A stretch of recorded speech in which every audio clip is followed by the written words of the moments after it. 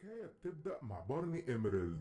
بارني كان بيقضي اجازته في تايلاند، لكن في بنت غفلته وخلته يسكر. بعد كده سرقت كل فلوسه وهدومه ورمته في الشارع. مع ان بارني ضخم جدا وعامل زي الوحش، الا انه جبان وما بيعرفش يقاتل، لكن قلبه طيب وبيحب يلعب مع الاطفال الصغيرين. وهنا بنقابل الضابط بونج اللي كان بيحقق في قضية السرقة. بونج قال لبارني ان الناس اللي سرقوه هربوا ومش لاقيين ليهم اثر، فبارني زعل وعرفه ان معهوش اي فلوس خالص. بس في النهاية الضابط بونج الجدع اعطاه مبلغ مالي عشان يشتري اكل وملابس. طبعا بارني شكره وانطلق في شوارع تايلاند وهو مش عارف يروح فين لانه سائح امريكي. وبعد فترة قعد يستريح على الرصيف لانه تعب من المشي، لكنه اتفاجئ ببنت صغيرة بتهرب من مجموعة مجرمين شوارع. في البداية المجرمين سألوا بارني عن البنت، فقال انه ما يعرفش هي موجودة فين، وبالصدفة خبطها واخرجها من مخبأها لما كان بيريح ظهره. والمجرمين رجعوا من جديد.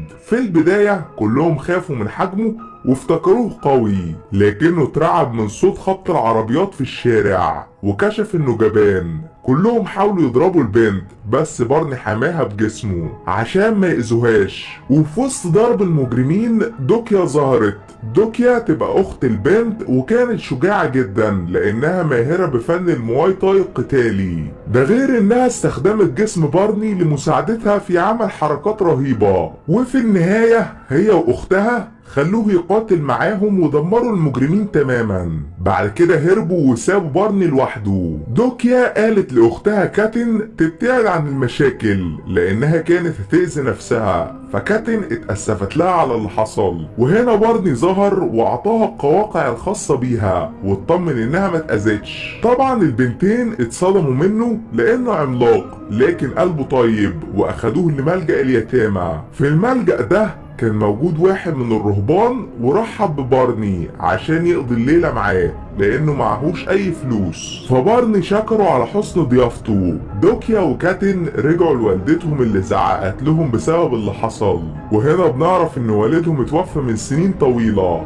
اما بارني نام مع اليتامى وفضل يشخر طول الليل وازعجهم كلهم. تاني يوم الصبح اليتامى عملوا مقلب في بارني وصحوه على صوت السماعات، وبعد ما فاق انطلق هو ودوكيا وكاتن مع الرهبان عشان يساعدوا الفقراء بالمدينة. بارني كان قلبه طيب مع انه ضخم لانه ساعد الجميع وشكرهم على استضافته، لكنه ما كانش لاقي اي حذاء على مقاس رجله الكبيرة. وهنا كاتن ودوكيا قدموا له حذاء ضخم عشان يستخدمه، فحس بسعادة كبيرة. بارني اتعلم عن الثقافة التايلاندية واصبح صديق عزيز للرهبان وللاطفال اليتامى. ده غير انهم اخدوه لمطعم والدتهم وعزموه على الاكل. في البداية كاتن طبخت له وجبة السوم تام، ودي اكلة مشهورة في تايلاند، بس بارني ما كانش عايز ياكلها لان عنده حساسية من الفلفل الحار، لكنه اكلها في النهاية عشان كاتن ما تزعلش. وهنا بارني اتجنن ووشه احمر واتحول لوحش كاسر بيدمر كل اللي في طريقه، لدرجة انه دمر المطعم كله عشان يوصل للمية ويبرد جسمه. بعد ما بارني هدي اخيرا كاتن قالت له انت دمرت المطعم كله ومش هنلاقي شغل بسببك، فاعتذر لها على اللي عمله وطلب منها تسامحه. وهنا دوكيا قررت تعلم بارني فن المواي تاي التايلاندي عشان يقوي قلبه ويقدر يدافع عن نفسه. بالفعل بارني اتدرب مع دوكيا طول الليل والنهار بدون توقف، ومع ان ما عندوش اي خبرة في الفنون القتالية الا انه اتمرن لحد اخر نفس عشان يخلي دوكيا واختها كاتن فخورين بيه. ولما كان بيستريح حكالهم على حكايته وقال انه انسرق وخسر كل ممتلكاته، فدوكيا وكاتن اعتذروا له. بعد كده خلوه يتحدى صديقهم في قتال عشان يختبروا قوته. وللاسف بارني اتمسك الطحن من الطفل الصغير مع انه ضخم وقوي بسبب خوفه وقلبه الضعيف. عشان كده دوكيا وكاتن راحوا لصديقهم منظم مباريات المصارعة وطلبوا منه يسجل بارني في قتال، لان ده هيساعده يتدرب ويقوي نفسه. واول ما بلغوا بارني انه هيلعب مباراة مصارعة قريب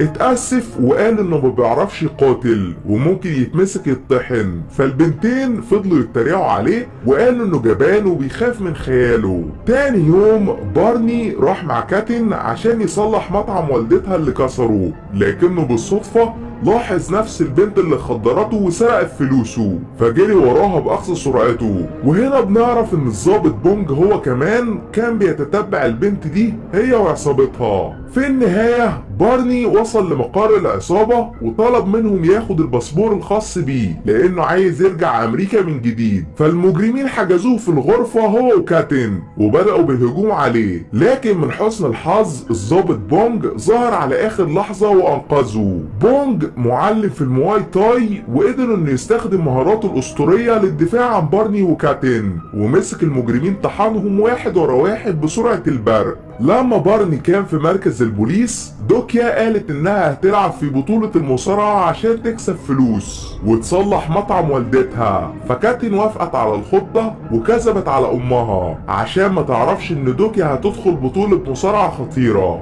بالفعل دوكيا وكاتن اخدوا بارني وراحوا البطولة، وهناك دوكيا اتحدت مقاتل من العصابة اللي كانوا بيطاردوا اختها. مع ان دوكيا بنت صغيرة الا انها ماهرة بفن المواي تاي وقدرت تثبت قوتها الرهيبة، لكن مع الوقت الخصم بدأ يسيطر لانه شاب كبير. ده غير ان المجرمين اصدقائه سربوا له سلاح حاد في قفازات الملاكمة الخاصة بيه عشان يعور دوكيا. للأسف خطة المجرمين نجحت ودوكيا اتصابت بشدة وكانت هتخسر، لكنها كانت ذكية وبدأت تستخدم قوة الشاب ضده وفضلت توقعه على الأرض لحد ما اتمكنت منه وهزمته في النهاية. طبعا بارني طار من الفرحة، لكن منظم القتالات الندل رفض يدفع جايزة الفوز، فبارني حاول يهدده لكنه اتمسك الطحن من المصارعين واتطرد بره هو ودوكيا وكاتن.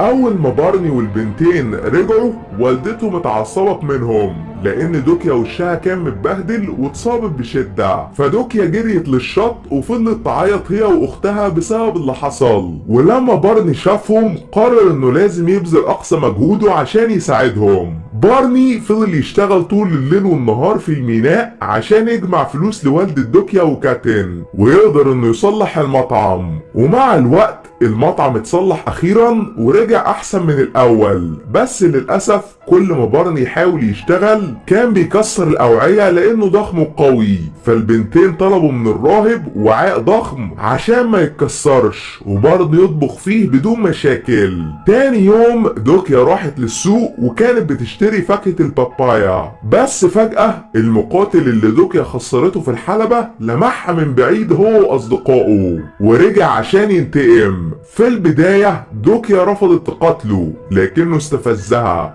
طبعا دوكيا اتعصبت ونزلت فيه طحن، ده غير انها مسكته هزقته قدام كل الناس بالسوق لانها ماهرة بالمواي تاي وملهاش حل. في النهاية المجرم اتمسح بيه الارض وطلب من اتباعه ينتقموا له من دوكيا، بس من حسن الحظ بائعة الفاكهة دفعت عنها وساعدتها. بائعة الفاكهة هي كمان محترفة بالمواي تاي وقدرت انها تتحد مع دوكيا عشان يتصدوا للمجرمين واحد ورا التاني لحد ما كل الناس رموهم بالفاكهة وطردوهم برا السوق. من هنا بارني والبنتين اشتغلوا في مطعم والدتهم، ومع الوقت المكان اتملى لان كل الناس عايزين يتفرجوا على بارني العملاق وهو بيطبخ الاكل. بالليل بنعرف ان كاتن معاها الباسبورت الخاص ببارني لكنها مخبياه عشان ما يرجعش امريكا. اما دوكيا احتفلت بعيد ميلادها في سعادة، وهنا كاتن اعطتها عقد فيه الماسة شكلها جميل. طبعا دوكيا اتعجبت هي جابت الالماسة دي منين، فكاتن قالت انها مزيفة وملهاش لازمة وكلهم كملوا الاحتفال. تاني يوم بارني اتمشى مع الاختين وكان سعيد بملابسه الجديدة اللي اشتراها، لكن فجأة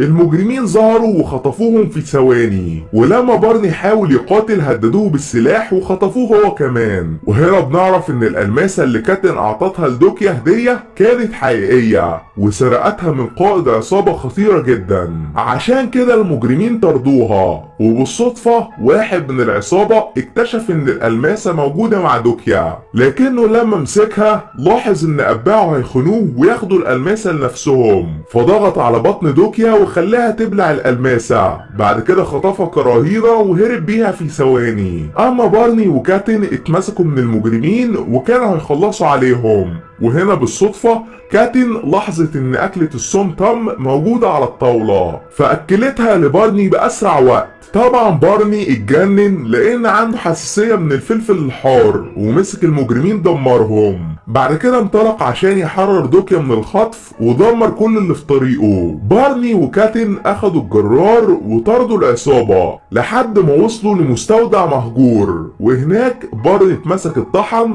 لان في 3 مصارعين اتحدوا عليه ولان مفعول الفلفل الحار انتهى. اما دوكيا قتلت لحد اخر نفس عشان تدافع عن نفسها من المجرمين اللي بيطردوها. في البداية بارني اتمسك اتروق عليه وما كانش قادر يقاتل، وهنا كاتن بدأت تطبخ وجبة السوم تام عشان تساعده، وفي النهاية كاتن استغلت فرصتها واكلت الوجبة لبارني فاتجنن من جديد ومسك المصارعين ظبطهم وعلمهم الادب لحد ما كهربهم كلهم وكسب القتال. بس للاسف دوكيا اتقبض عليها والمجرمين مسكوها من جديد، فبارن حاول ينقذها واخد طلقة في صدره ووقع على الارض. اما المجرمين اخدوا دوكيا في طيارة خاصة وكانوا هيخلصوا عليها لان الألماسة موجودة ببطنها. وهنا كاتن اعطت بارني الباسبورت الخاص بيه وقالت انها كانت مخبياه منه وامرته يرجع امريكا بامان لانها تسببت له بمشاكل كبيرة. لما بارني شاف رسومات كاتن بداخل الباسبورت عرف انها بتعتبره زي اخوها الكبير